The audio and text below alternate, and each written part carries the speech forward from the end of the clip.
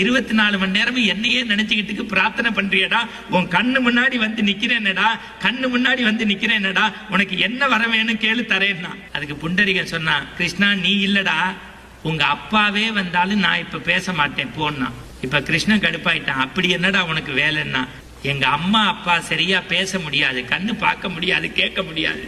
காலையில 7 to 9 வரைக்கும் நான் எந்த வேலையும் வச்சுக்க மாட்டேன். அவங்கள குளிச்சு விட்டு சாப்பாடு போட்டு துணி மாத்தி அவங்கள உட்காத்தி வச்சுதான் அடுத்த வேலை பார்ப்பேன். உன்கிட்ட 9:05 வரைக்கும் வந்து பேசுறேன். அது வரைக்கும் நீ எனக்காக வெயிட் பண்ணு. வெயிட் பண்ண முடியலன்னா இந்த ஒரு கல்லை தூக்கி போடுறேன், கல்லு மேல நெல்லு. அதுலயும் பேலன்ஸ் பண்ண முடியலன்னா இடுப்புல கை வச்சுக்கிட்டு நில்லுன்னா. இன்னி வரைக்கும் உலகத்துல எத்தனையோ கிருஷ்ணன் கோவில் இருக்கு.